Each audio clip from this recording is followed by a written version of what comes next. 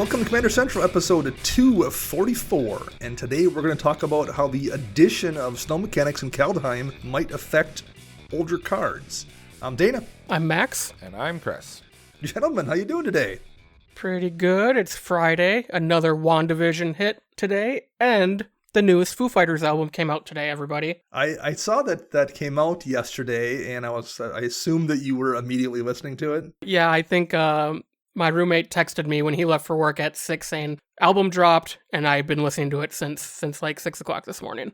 You pretty into it so far? You like it? It's pretty good. It's pretty good. It's probably in my top 5. Oh, nice. I've not had a chance to listen to it. I just heard the one song they played on Saturday Night Live, I believe. Gotcha. That's all I've heard so far, but it's at some point this weekend I'll fire it up and give it a listen. And WandaVision I usually watch with my wife and son at night, so that'll be our Friday night thing when we get together and sit down after our long day. We'll do that. So gotcha. How about you, Chris? What have you been up to? Nothing. Hating you right now because you suggested this snow thing like a week ago, and then we get like 12 inches of snow yesterday, and it was freaking stupid. Does anybody know what the final count was? I think it was only like 6 inches or something. Okay. Yeah, it was like 6-ish or so. I mean, we've gotten hit harder before, so this is for our first real snowfall of the year. It wasn't that bad. We survived it, but now it's miserable cold today. I was enjoying it because I didn't have to remove snow. I didn't have to do anything. And then I go and I look outside yesterday and it's just snowing and snowing and snowing. I'm like, oh, this is going to be like one of those days I got to do this like 2 or 3 times to keep up with it. This is stupid. Well, and my wife was mad because, she's always cheering for a snow day being a teacher, and it didn't start snowing until basically they got to school. Yep. And it stopped right about the time they would have called school if it would have kept going. So she didn't get a snow day out of it either. And she was actually mad about it. Any fun games get played? We actually got to play some games with some listeners last weekend. I didn't play any fun games. Well, I thought they all went pretty well.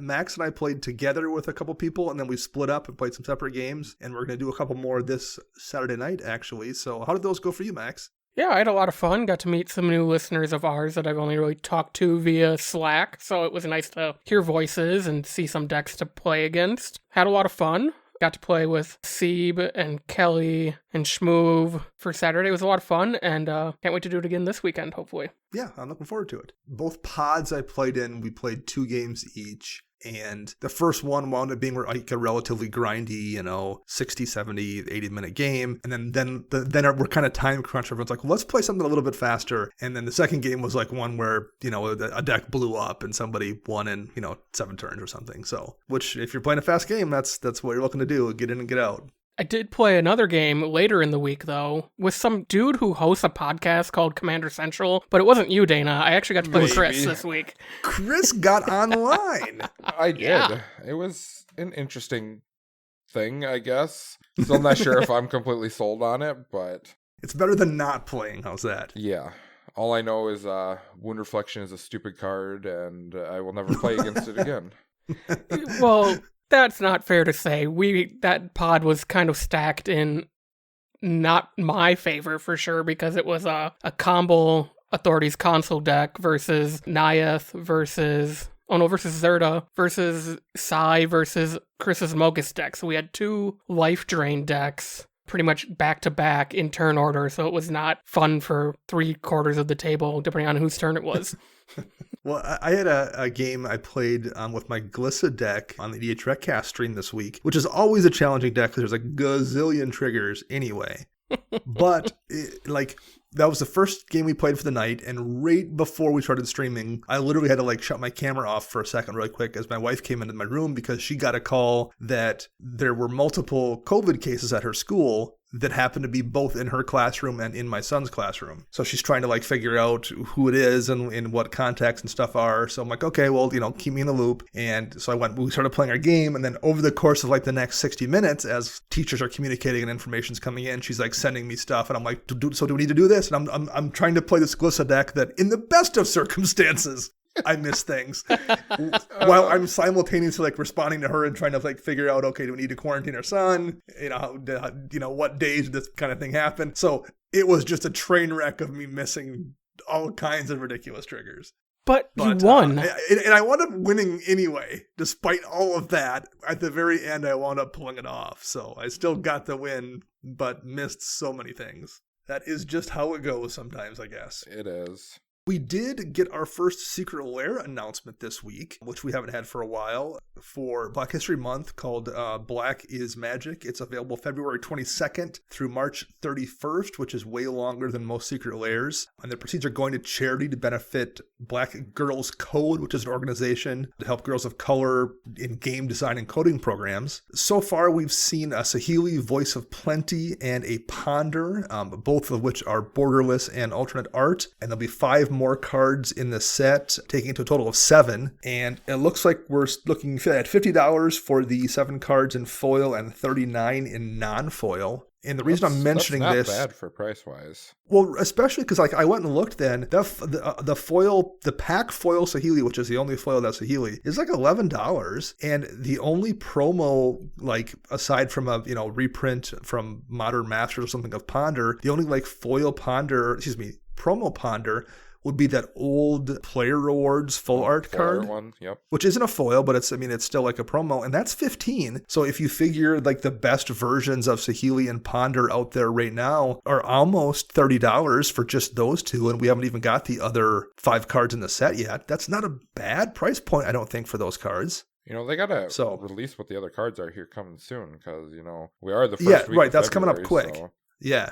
I think they're doing it either next week or this week when this episode airs, or the week of the 15th. I think it was in the announcement they're going to be previewing them over the course of a week. Okay. So, and I think the other notable thing is all the art is going to be done by artists of color. Oh, nice. Cool. In the Ponder one looks sweet, and it still has the 3 orbs in it from the old Ponder art, which is a really nice throwback. So, the older Ponder arts aren't that interesting, other than the 3 orbs are kind of a recognizable theme. That's in it again, which is super cool. And Shalai is just a good looking card in general, but the new promo looks really sharp too. So are you going to add that to your Dromoka deck, Max? Yeah, it's funny. This is the first Secret Lair I'm probably going to pull the trigger on. Sure. Just because I've supported this foundation in the past personally, and if I can do it by getting awesome foil versions of cards I already run, why not do both? Yeah. So yeah, I definitely am going to be grabbing that Shalai for Dromoka, and I really hope there's some awesome cards I run in other decks that will be revealed between February 9th and February 16th. That's when the reveals will be. So this week, the week this episode airs. I just hope all the cards in it are playable cards. I hope they don't go the route of, these 2 are awesome playable cards, and then the rest of them aren't playables, and it's like, why'd you guys even bother doing this then? Exactly. And I'm hoping they've been pretty good so far on Secret Lairs about that. But yeah, because these are 2 definitely ones that you just want, and there's just a lot of decks where you run Ponder, and if you have access to green and white, Shalai is a really good card. So Shalai should just be slapped in there, because that's just a powerful card. You bet. So yeah, this one is very interesting, and I do gotta say, it's good. This art on Shalai is 100 times better than the other art of Shalai. That's all I got to say about that. It is really cool. Yeah. Yeah.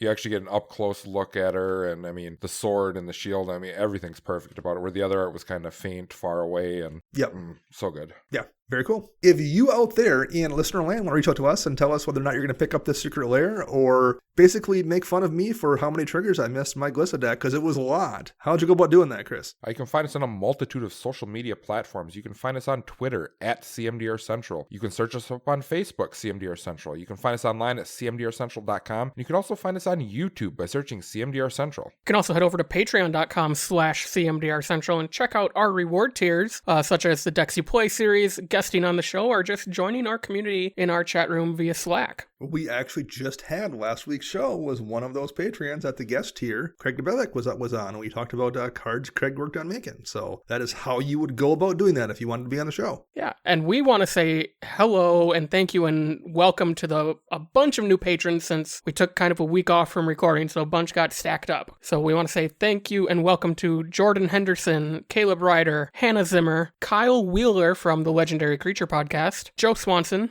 Anthony Risch, Tom, Max Livingston, Chris Bouvier, James Fitzsimmons, and Brandon Jenkins. So I just want to say that is one thing. That's an impressive list. Joe Swanson, is this your real name or is it not your real name? I really need to know this. Are you friends with a Peter, a Quagmire, and a Yep. I can't. Cleveland. There we go. I'm not trying to insult or make fun or anything, but if your name is actually Joe Swanson, that's freaking awesome. Well, we had a run on the EDH Recast doing like patrons shout outs where we would grab a random person each week to mention, and Matt kept grabbing people that had like, it was like Dan Marino, and the next week it was like James Carey. It was like 3 weeks in a row we had people that like were basically a celebrity name. It is weird. Like I always wonder, like, what are the possibility, like how many people actually have names that are identical to like a celebrity or something that everyone knows and everything in the world. I'm curious what that percentage is. Michael Bolton from the Office Space. Like, I was Michael Bolton first. Not my fault. He sucks. Well, so anyway, after getting really sidetracked there, thanks to everyone, both the new Patreon supporters, our old ones, and anyone out there who can support us anyway, even if it's just listening to the show and liking or giving it a thumbs up. It means a lot and we appreciate it. Yes, it is awesome. Thank you, everyone. Okay, so should we talk about some snow cards here? Sure, as long as we don't have to like shovel them out of the way. Okay, I guess we already in Chris's world.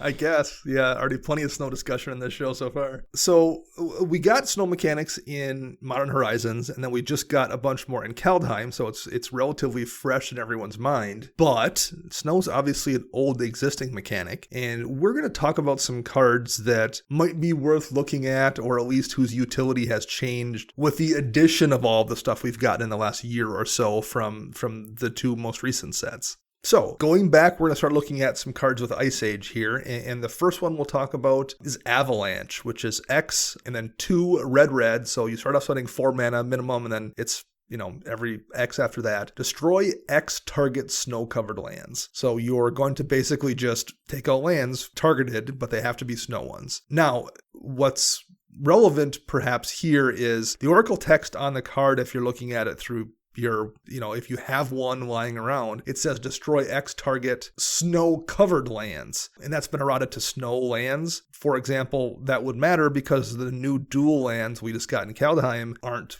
called snow-covered lands. They're just a snow land. So reading Avalanche, you wouldn't think it would be able to hit snow duels or things like Dark Depths, and it can. It will hit anything that has the subtype snow. I don't know if that makes it more playable or anything. I think it's not terrible if everyone starts switching over to snowlands.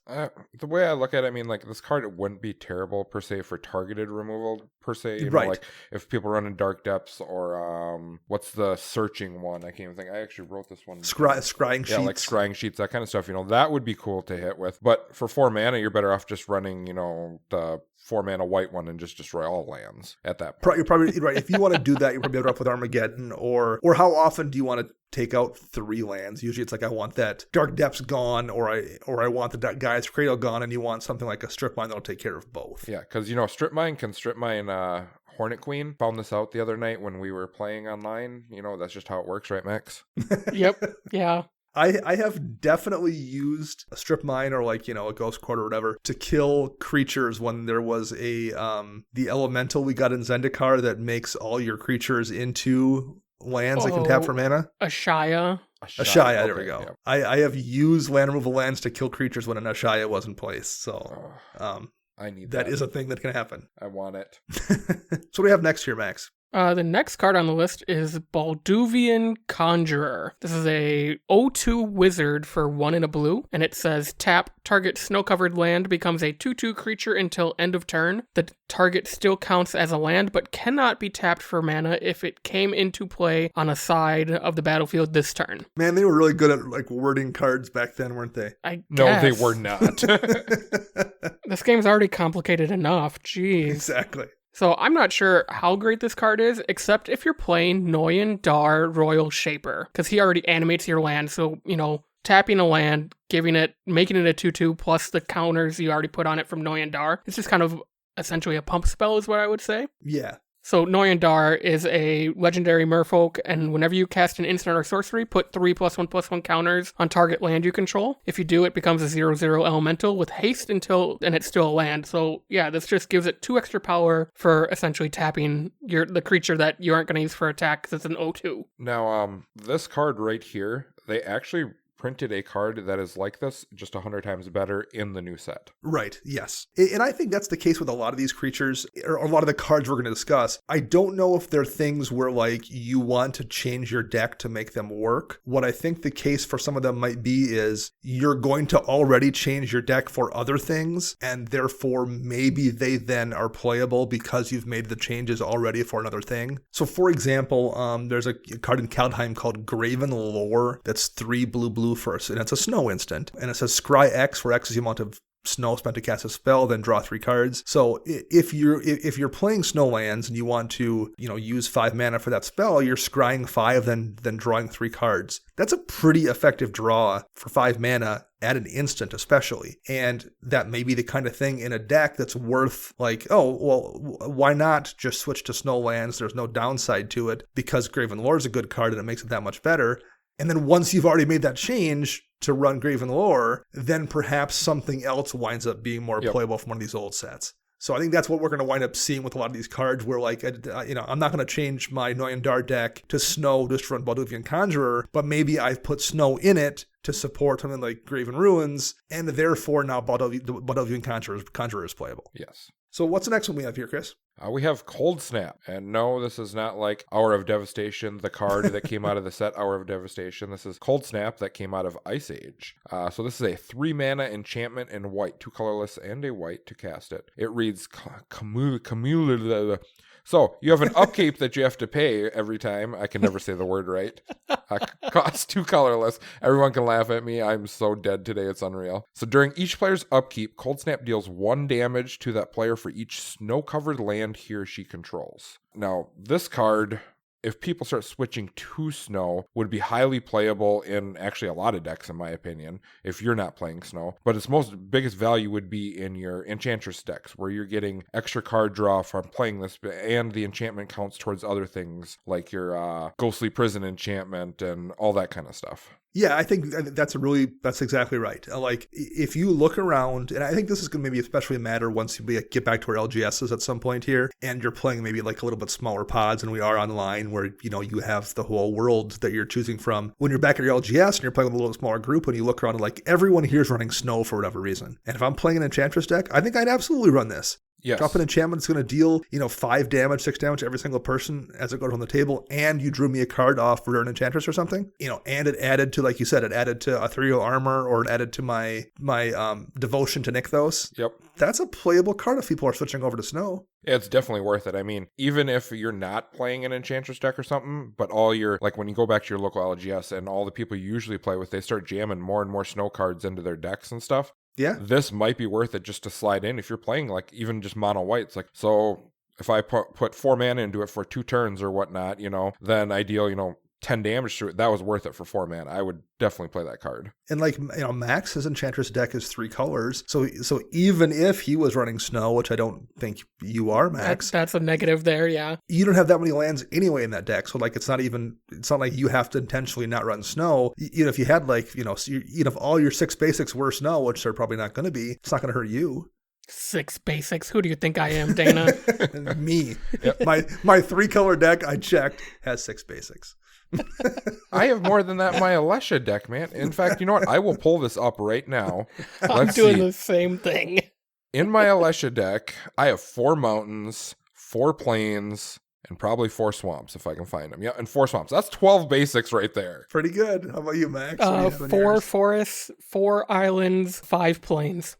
You are both much more responsible Magic players than I am. We are each running double the amount of basics you are in your 3-color deck. I would dare say I have at least 1 2-color deck that has less basics than that. Yeah, it's Glissa. Yeah. Yes, that definitely would be one of them. Out of all your decks, if Mina and Den didn't have it, because you're running the dual color lands or whatever, then right. I could understand it. But all the other ones, you need more basics, man. I do. You're not wrong. I am not disagreeing with you. All right. Up next here, we have Gangrenous Zombies, which is 3 mana, double black, and a colorless. And you can sacrifice Gangrenous Zombies, have it deal 1 damage to each creature and player. And if you control any snow-covered swamps, it deals 2 damage to each creature or player instead. you're probably not going to put this even in a zombie deck or anything, but we did get a new commander, Narfi Betrayer King in black and blue. Other snow and zombie creatures you control get +1/+1, and it has an activated ability that requires snow mana. So you're just clearly going to be running snow in Narfi. And this means Gangrel Zombies winds up being, because of Narfi, a 3/3 because of the bonus that you can sacrifice, and you're always going to probably have a snow-covered swamp in that deck, and you can sack it to deal 2 damage to each creature and player instead. So it's a zombie that you can use as like a pyroclasm. I don't know, if I'm playing Narfi, I think that's probably almost a playable zombie at that point. I would agree. I mean, almost playable. Yeah. I'd have to go through the zombie list because I've never played zombies. For sure. But, I mean, if you're playing in snow, then this could, swap out for a different one that was, on that cusp anyways. Yeah. And I think, again, this might depend a little bit. Like, if you're like, I see elf ball decks and token decks all the time in my meta, and like, I'll sack this and take out tokens. And what's nice here too is because Narfi gives all of your zombies +1/+1, and most zombie tokens are 2/2s, Narfi makes all your zombies therefore 3/3s for the most part, and the Gangrel Zombies won't kill your own stuff and will take out everything else. Yep. So I think that's a pretty solid card. If you have a way of giving it infect or something, or wither or something, that you start putting counters on instead. I mean, it could just be worth it overall because black's got so many different shenanigans like that. Yeah, I think it's a useful little sweeper. Max, what's next? Next is Glacial Crevices. This is an enchantment for 2 and a red, and it says pay 0 and sacrifice a snow-covered mountain. No creatures deal damage in combat this turn, so it's essentially a fog. I really wish this was modern legal, to be honest with you. I bet you do for Scred. Yes. So this is already pretty tempting to play in EDH in mono red because you're probably running snow just because of Scred, and it's a repeatable fog. But it's really nice when you can add something like the new card Tundra Firmeral. Yeah, we'll say that. Which is a snow sorcery from Kaldheim for 1 red, and it deals 4 damage to target creature or planeswalker, but you add colorless for each snow mana spent to cast this spell. Until end of turn, you don't lose mana as steps and phases end, so you could tap your snow mana, cast a sorcery, and then, now you have to fog. That's a cool little combo right there. Yeah, and it's just one more reason for you to run snow in mono red. Like you mentioned, Scred alone, if you're playing mono red, is probably a good enough reason to run snow stuff. And Tundra Fumarole now is a really good card. And then at that point, you've already set yourself up for Glacial Crevices. You already have all the snow stuff in place. So, but it's already a really good card, like you said, Max. So, similarly, let's jump ahead, Chris. Another one that exists within the color of red is Melting. It's a 4 mana enchantment, 3 colorless and a red, and all snow-covered lands become non-snow-covered lands of the same type. Right? I read that right? All snow-covered lands become non... Yeah. Okay, I had to make sure I read that. I'm like, wait a minute, what? So pretty much what you're doing is you're melting things. Awesome. Yeah. Works out. It can happen any day up here in Wisconsin. I would be totally happy. Which is cool because, all these things that are required off of snow stuff, if you get rid of all the snow archetypes of it, then they lose all those abilities. Yep. And then the next one we're going to go on to is Sunstone. Now, this is an artifact for 3 colorless. 2 colorless, you sacrifice a snow-covered land to have all creatures deal no damage in combat this turn. So pretty much this is just like, Glacial Crevices, correct? Yep. Yeah. Yep. Pretty much the same thing, except for it's an artifact, so it can go in any deck. So you're not, limited to a certain color. I had no idea this card existed, so I run all snow islands in my Psy deck. It'd be great to have a fog in mono blue where I only run like 2 counter spells and a rift. So this might be considerable for that deck, I think. And it makes a Thopter. Right, I'll say it does double duty because that deck cares about artifacts as well. Yes. Yeah, and I mean, if it's ever a dead card, in a deck like that, you just sack it off to do some stupid shenanigans and get something out of it, so. Exactly. And then you're at that point where, like, we talked about Glacial Ruins, and you're like, well, then that becomes a much better draw spell in that deck if you switch to snow stuff just for Sunstone. So just making the switch for 1 card then makes a couple other cards much more attractive. So many of these cards I wish were modern legal because they would make my, snow deck and modern so much better. I'm working on a snow deck really hard. I'm going to make it work for modern. It's coming. Just wait. Nice. Well, speaking of cards that aren't quite modern legal, but might be useful there, it would be Withering Wisps. Since Pestilence also isn't modern legal, I don't believe. Nope. And it's an enchantment for a colorless double black. And at the end of any turn, if there are no creatures in play, you bury it. But the main ability here is the same as Pestilence. You can spend a black and it deals 1 damage to each creature and player. The caveat here is you cannot spend more black in this way each turn than the number of snow swamps you control. Now, one thing that's easy to kind of misread here, and I only have caught this myself because I play the card in a deck, is you don't have to spend mana from snow swamps. You just can't spend mana that exceeds the amount of snow swamps you control per turn. So if you have an artifact that can tap for black mana, you can use that. You just can't, use more mana than you have. If you have 5 snow swamps, you can spend 5 black mana from any source through this, and that's it. So you may have to spend 5 one turn, 5 the next turn, whatever, if you have access to the mana. But if you're just trying to hurt people or clear creatures off the board, it's basically a second copy of Pestilence. So I do gotta say, we're looking at all these old cards. I miss this old hand-painted art like this. I do too. It's beautiful. Yeah, there's some great stuff in these old sets for sure. So moving on, that's the last thing from Ice Age here we'll talk about. But I will note here that Ice Age and Cold Snap aren't technically the only sets that had snow. Alliances was a set that came right after Ice Age, and it does technically have a couple of snow cards in there, or things that reference snow stuff. There's Gargantuan Gorilla, Storm Elemental, and Viscera Drone. But those are really bad. Like, not that we haven't discussed a couple bad cards, but those ones are so bad. Right. They're so bad they're not even worth going into. I will mention the one that is maybe worth noting, and that's Winter's Night. It's Naya, so it's 1 of each pip. It's white, red, green, and whenever a snow land is tapped for mana, it produces 1 additional mana of the same type, but it doesn't untap during its controller's next untap step. Yep.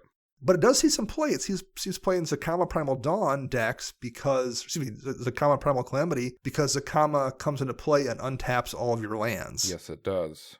So you're doubling your mana, playing Zakama, untapping all those lands that don't untap next step, to then use for double mana again. It's actually a pretty decent card in those Zakama decks. So that was one I wanted to point out here. And there's also, we have things like Jorn, God of Winter, that just came out in this new set. And Jorn, whenever it attacks, untaps each snow permanent you control. So we have some synergy there too, where like these lands that don't untap after making double mana can get untapped by Jorn to then be used to make double mana again. Yep. The only downfall to that I see, though, Dana, with the Jorn is that Jorn has the other 2 colors of mana that's missing out of Winter's Night, so you have to play 5-color deck to do it. Yeah, this probably be a thing you would have to do in like a Golos deck or something. Yeah, but still, that's...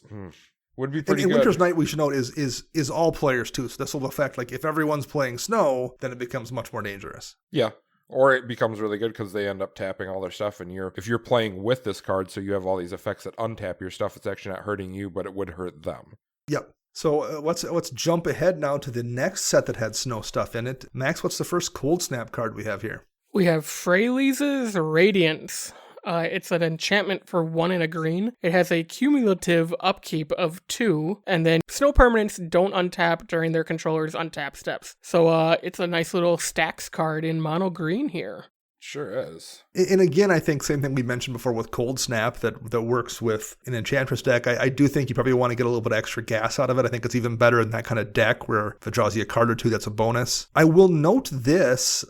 I don't run Winter Orb anywhere because it's just not what I want to do in a game. I don't want to like just lock people out of their lands. However, if you're playing all snow stuff to do something with it, I probably feel way less guilty about playing Freylise's Radiance and locking you out of your lands for, I don't know if being greedy is the right word, but I think I feel a little bit less guilty about it because it's something that you could have avoided. Yeah. What do you guys think? This is definitely a meta call, card, depending on what your personal players you play with or playing with. But honestly, I wouldn't feel bad neither if someone's hard in on snow. This is just a hard counter to them, and you're not, Yeah. And it's 1 out of 99 cards. So I mean, the odds of you having it every game is not something huge. And if your whole deck's not built to be stacks, then people shouldn't be too upset about it. But if your whole deck and it has cumulative because of the cumulative upkeep, it's only going to stay in place so long anyway. Yeah, but if your whole deck's built to stacks and you add this to it, then you're on your own with that one. I'm not gonna, I'm just going to sit back and watch the fireworks happen. Exactly.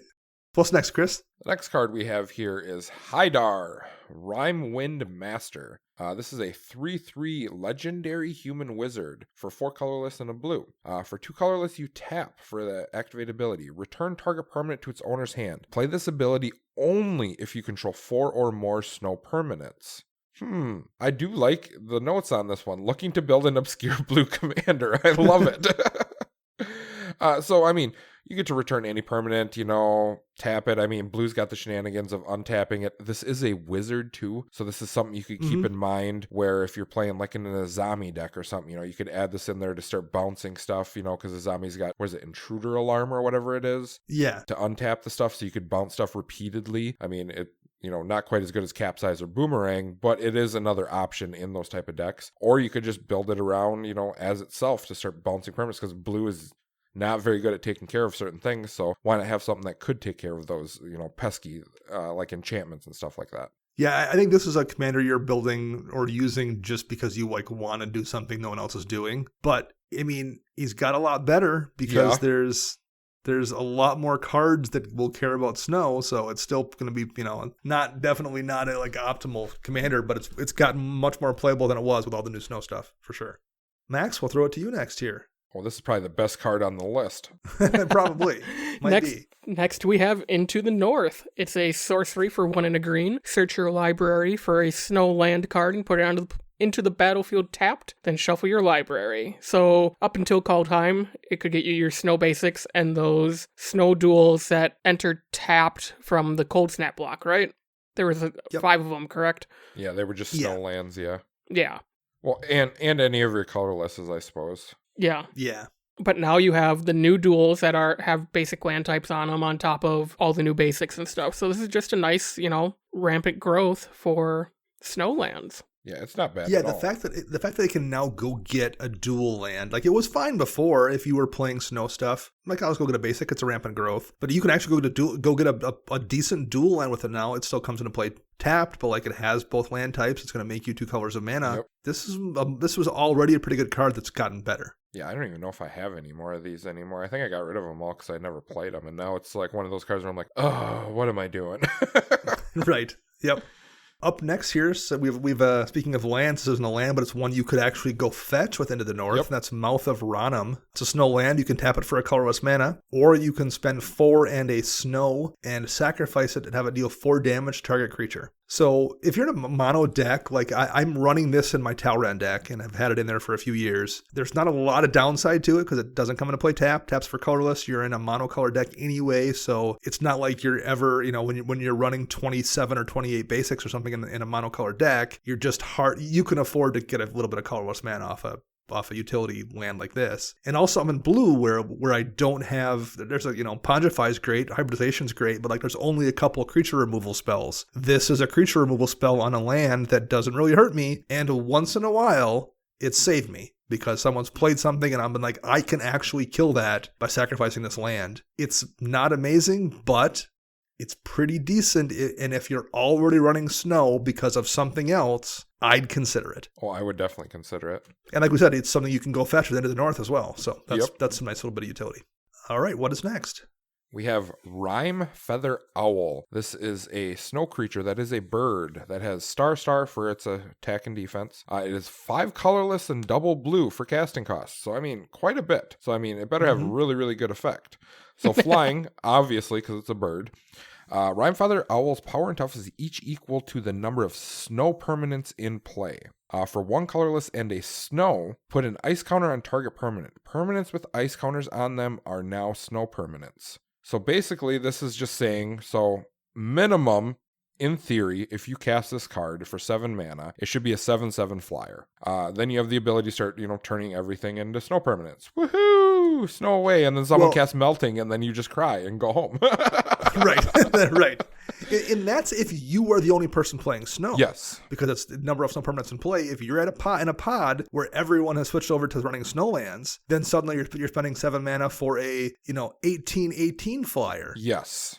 Which is really, really pretty good at that point.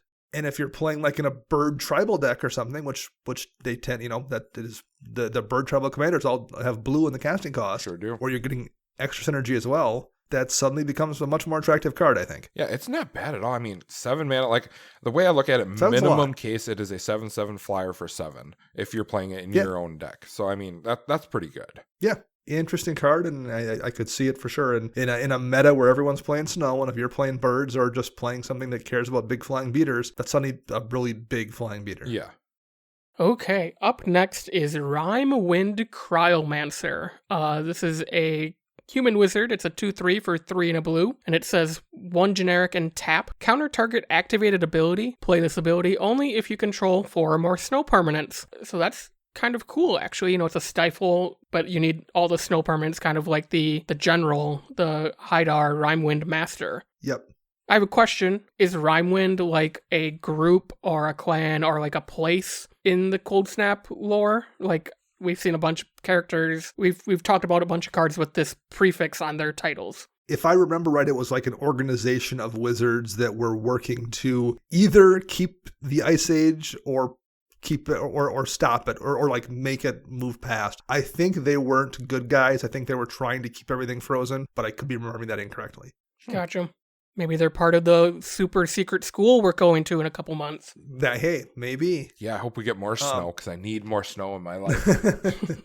Well, speaking of Rhymewind wizards, the next one here we have is Rhymewind Task Mage, which is a human wizard, a 1/2, and you can spend 1 and tap it to tap or untap target permanent. So a lot of times this winds up being something that you tap to untap a thing that you can tap to untap a thing. And there's like, basically it's a combo piece. And there's a bunch of infinite combos that work with cards like this. And again, it's just something that if your deck is, you know, in blue and you're running snow for a bunch of other reasons, this might suddenly become a much better card. Probably not worth switching to snow just for it. But if you've already switched to snow, it might then become playable in your particular deck. So, well, yeah, anything that I'm thinking of those 2 Bant commanders that you tap them and do stupid shenanigans with them, and this could be a card that keeps up with that. Yeah. What's the next land we have here, Chris? We have Scrying Sheets, which, just so everyone knows, spiked in price because everyone's crazy. Yep. I'm so glad I own mine already for modern purposes, but wow, that's crazy. Sorry for that little tangent, but I looked at the price on this card earlier, and I'm like, holy crap. So anyways, we have Scrying Sheets, which is a snow land. Comes in, taps for your basic colorless mana, which creates snow mana. But for 1 colorless and snow, you tap it. Look at the top card of your library. If that card is snow, you may reveal it and put it into your hand. So this is anything. I personally use this in Modern to get lands in my hand is usually what happens with it. But now with the inclusion of more snow permanents, like your creature bases are starting to say, like snow creature or your like snow sorcerers and all this. This is just going to add those cards directly into your hand if you want them. I mean, you could leave them on top and not reveal it, because that's also an option. But I mean, the ability to just filter through is phenomenal in Commander. Yeah, I run this in my mono white Jeru deck that I think is at 26 snow-covered plains, which basically means, if I haven't done anything that turn, like if I've held mana up for something, I didn't wind up using it, or I just, was low on cards, it's a 1 in 4 chance to put that land in my hand. It's not amazing, but like if you have nothing else to sink the mana into, that's a pretty decent mana sink in a mono white deck where you don't have a ton of draw anyway. And because I'm in mono, I can afford to have lands and make colorless mana because it's, there's just so many white sources there anyway. So yeah, the more it's already pretty playable, and the more snow permanents and more snow things we get, like Chris mentioned, just the more playable this gets for sure. Yeah, I definitely put this on par with Terrain Generator. Very similar cards. Yeah. 2 mana to do an ability. Both are extremely worth it in decks that, require some sort of little bit of up where they can get wherever it's from. The last card we have here, Max, why don't you... No, you know what, Chris? Why don't you take this one as well? So this card is probably, most people know snow, and when they hear this card, they immediately think of snow, which is Skred. So for 1 red mana, you get an instant, and it reads, Skred deals damage to target creature equal to the number of snow permanents you control. This is hugely played in Modern. I don't think I've really seen it too much in Commander. Might be played in Legacy too, I'm not sure. But I mean, for 1 mana, say... we are playing Commander and it's turn 12 and I've played a land every single turn. I draw Skred. That is 12 damage off all my snow lands. Now this reads permanent, so this could count everything else in general too. Yeah, Lightning Bolt is not as good in Commander as it is elsewhere. Just because you hit that 6 turn and someone drops an Avengers Zendikar or an Elvish Norn or something, it doesn't do you much good. Yep.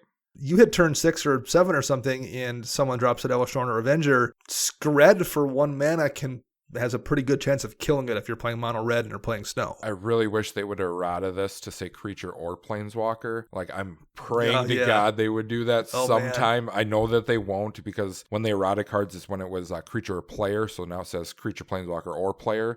But just saying, just creature's good. But I just want planeswalkers too. Please. Well, it's a really good card. And honestly, when I was playing a mono red deck, I was running it, and I would imagine any mono red deck I built in the future, I would run it as well. So it's worth it, unless it's like in your opening hand and then you're just sitting on it going, ugh. Right. Right. I guess I could do one damn. So they play their Birds of Paradise and you're like, got him. Yeah, bolt the bird, man. That's how it's supposed to be. Exactly.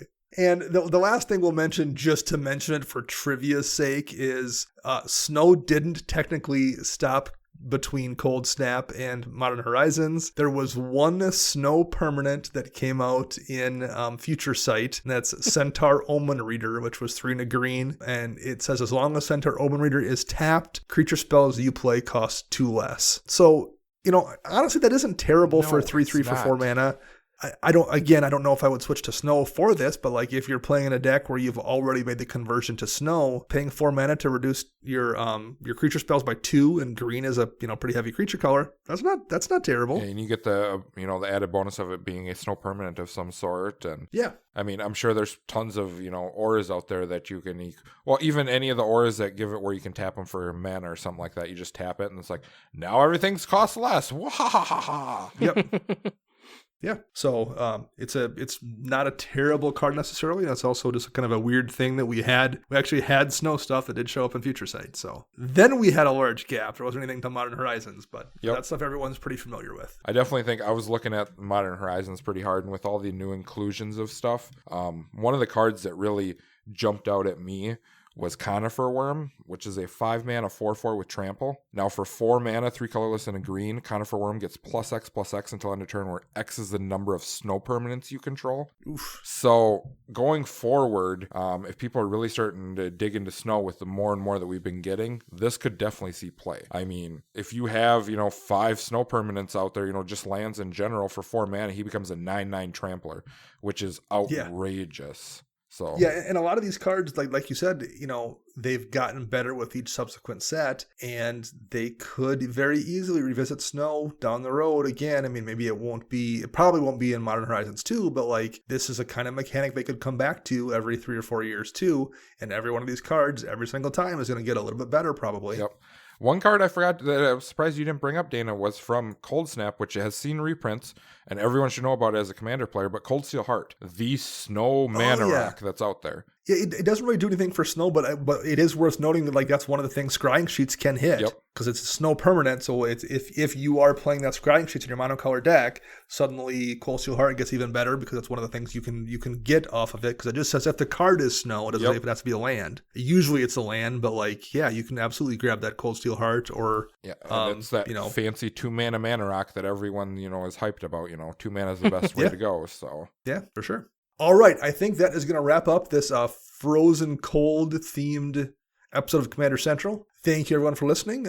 You can find me on the Twitter birds at Dana Roach. You can find Max at CMDRCentral_Max, and you can find Chris at WiseSquishy1. Our show is edited by Rafael Garcia. You can find him at Ursa Bearwalker, and our podcast theme is Retro Future Dirty by Kevin MacLeod, a license via Creative Commons. We will be back next week with another show. Until then, I am Dana. I'm Max. And I'm Chris.